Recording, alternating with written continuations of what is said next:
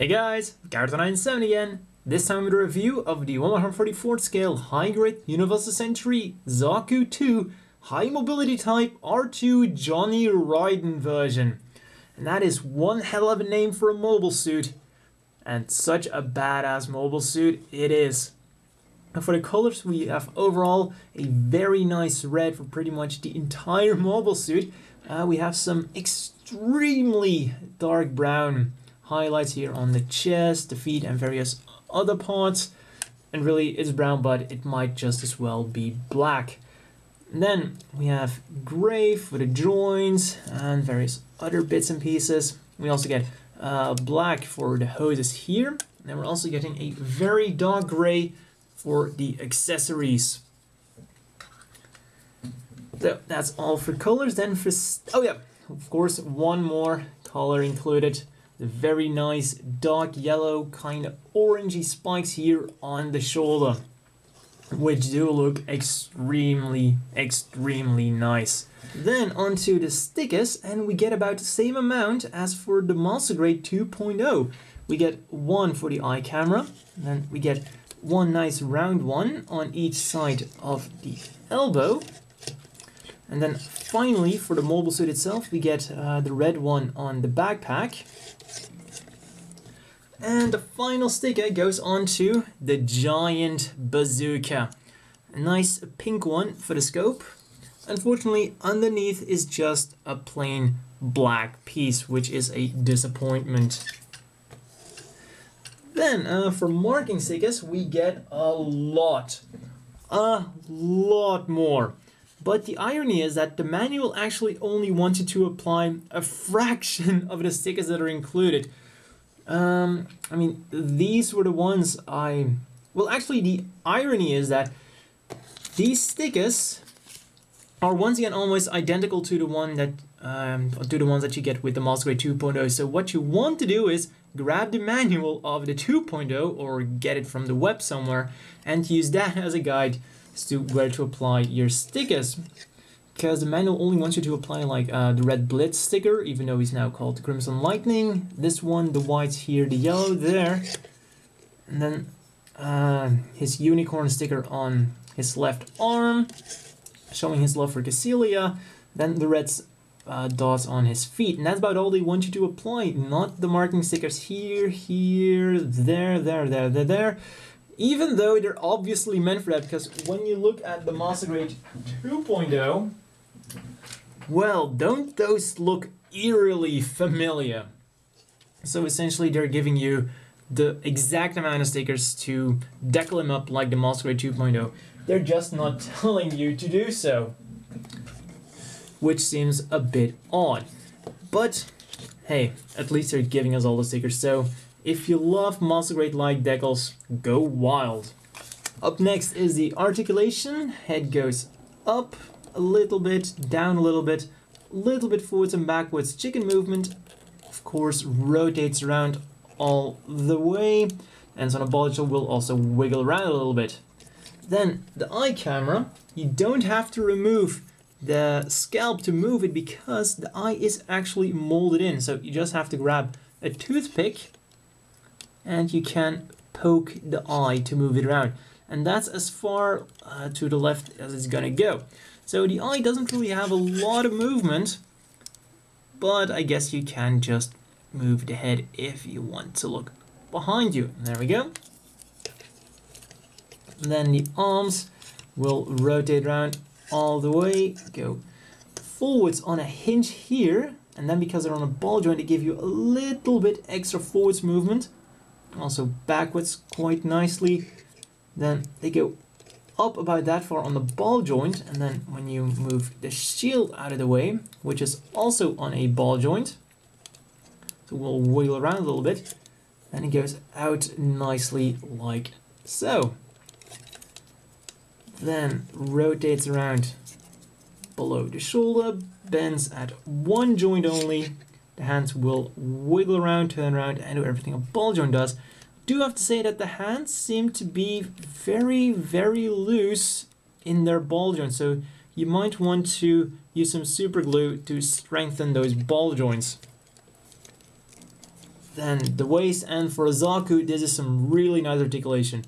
Forwards, really far. Backwards, also really nicely. Some general wiggling going on.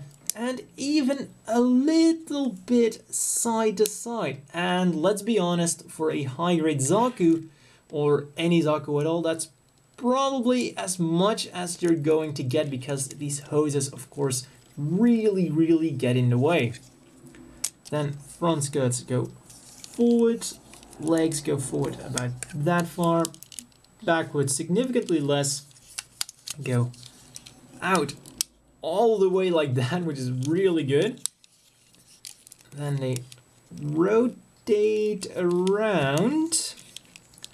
But I gotta say, when you're rotating around, if you heard that snap, it doesn't really feel like they want to rotate around. But I guess you can if you ignore that feeling. It's kind of like the pegs on the inside are getting in the way.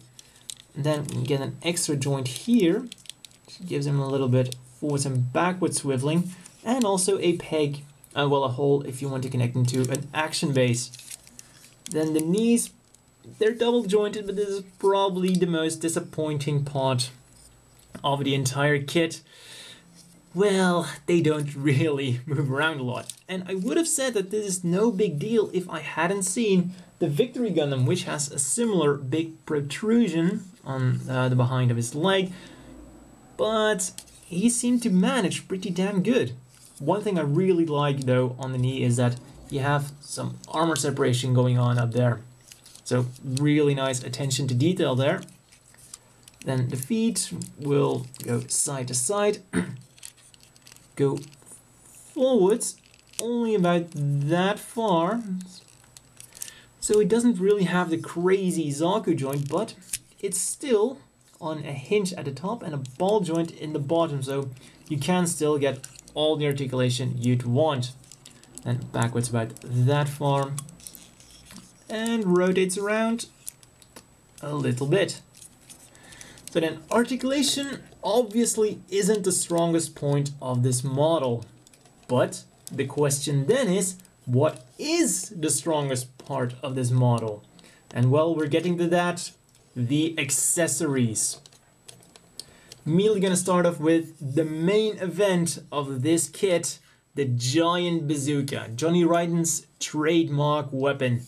We get a right trigger finger hand, also a left trigger finger hand.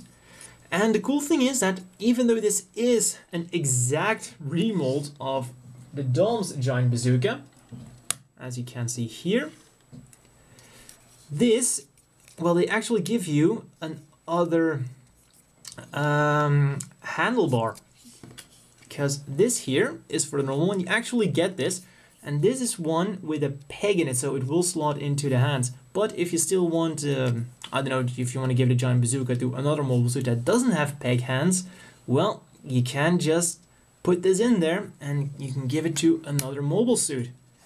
Then a few things move here. You got this that moves, the handle that moves, and then this handle moves a little bit as well. No, yeah, that's all the movement you're gonna get out of it, because the scope unfortunately isn't gonna go anywhere. We pull it out, and of course the trigger fingers are on a little bit of an angle to make it more easy to hold the bazooka. Then up you go, and that looks really nice. And of course, since the arms have such nice articulation, it's super easy to hold it with both hands. And then what is better than having one bazooka? Well, why not have two bazookas? And here we have the left trigger finger hand. This one does have a movable scope, also a movable handle, and also a movable trigger. Then pull out the holding hand and put that in there. And that right there is probably the best pose you can pull with this machine. Also get a few other weapons. We get the usual Zaku machine gun. Of course, we have a removable clip, and this will actually clip into both sides of the skirt armor. I'm gonna put this back in there.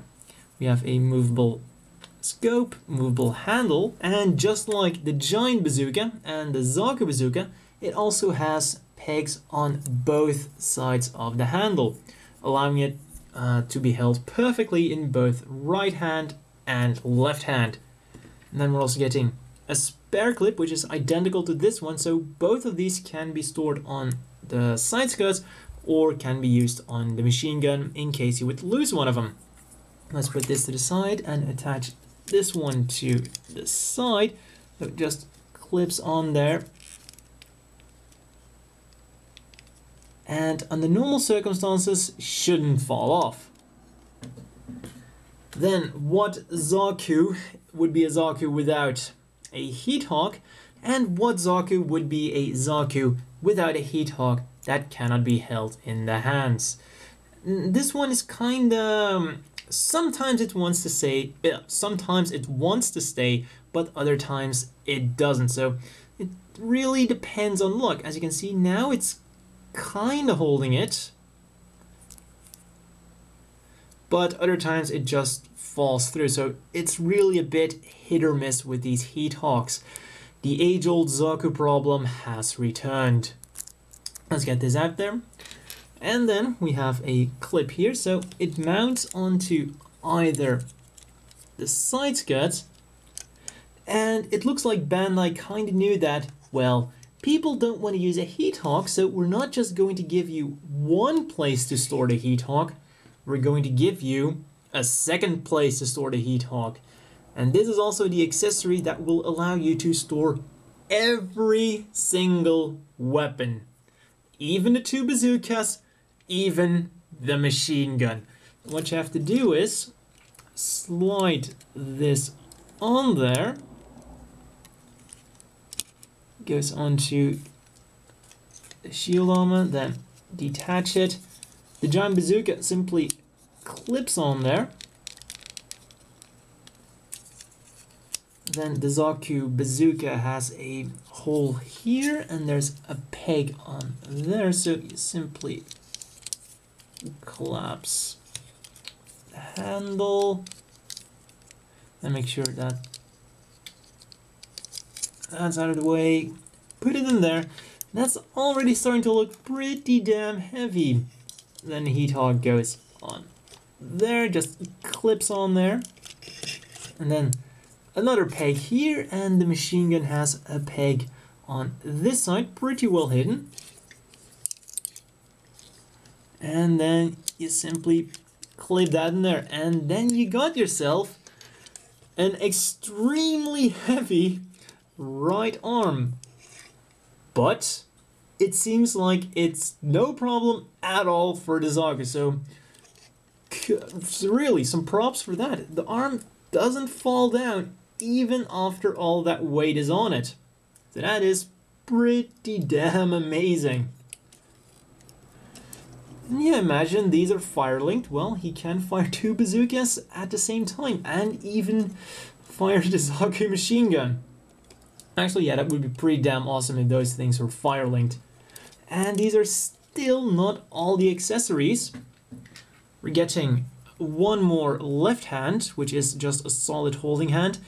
And talking about the hands, this is also a little bit disappointing, because when you compare them side to side, you suddenly see that this one is black and this one is gray. And that's because the gray hands are the ones that were originally included with the F2s, and these are the hands that afterwards they suddenly noticed, it seems like we didn't give them enough hands, so we're gonna give them the hands, but we're gonna make them a different fucking color. Well, ain't that just great? So that means that the right trigger finger hand is gray, this hand is gray, the left holding hand is gray, but the right holding hand and the left trigger finger hand are black. I gotta say, it's not that super obvious when they're like apart, but when they're together it does become a bit obvious. And seriously, why not just mold them in the same damn color? It's not that hard to do. Just include it on the runner, put it on there, give us a separate runner with the hands. They did it with the gems, why not give the Zakus the same privileges? I mean, seriously, that's such a small thing to do, but it just looks so weird. Then, the final accessories we're getting are pretty much extra pieces. These two you might want to use. The normal headpiece without a commander antenna, and then this is the normal commander antenna.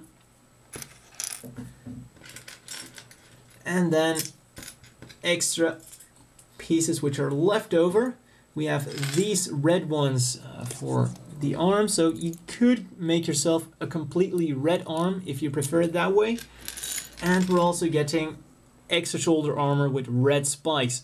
Unfortunately, if you're thinking, I'm gonna get those I prefer red spikes, well, you still have to do some painting because you're not getting a spike to top it off.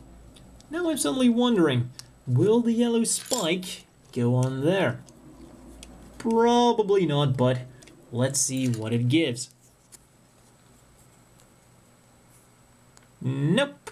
Well, I guess you could always cut it off and then glue it on there if you'd really want to have 2 red spikes and 1 yellow spike.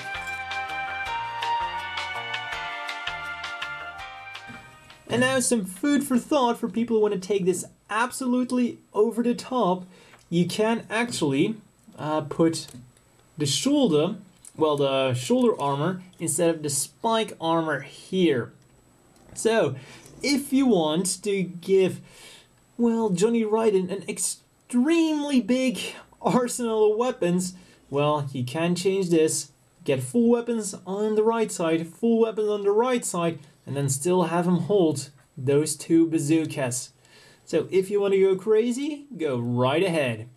I mean, talking about spike armor, I don't think I've shown that this is on a hinge, so it goes out like that, and then gives the arm, of course, the same amount of movement as the other arm. And I also don't think I mentioned that these little thrusters here are in ball joints and will move around a little bit. The flaps on the side don't move, neither do the thrusters on the legs. And so that is now all for accessories, but I think that is plenty of accessories to play around with. As always, the inevitable question is, do you want to buy this? And for 1,800 yen, this is probably the most expensive, one of the most expensive high-grade Zakus out there, but this is by far my favorite high-grade Zaku of all time. Yes, the articulation might be a little bit lackluster, but everything else more than makes up for that. Accessories are simply awesome. We get a giant arsenal, literally a giant bazooka, Zaku bazooka, heat hawk, Zaku machine gun, extra ammo. Perfect. A great arsenal of weapons. Looks great. Love the color scheme, red and black. Well, technically it's very dark brown. We get a lot of really nice looking marking stickers. And really, other than articulation, I've got almost nothing bad to say about this machine. We're getting a lot of bang for our buck here. And like I said, the only thing that could really come close to that is the Zaku 1, simply when we're comparing prices. But yeah, I gotta say, one of the best Zakus out there.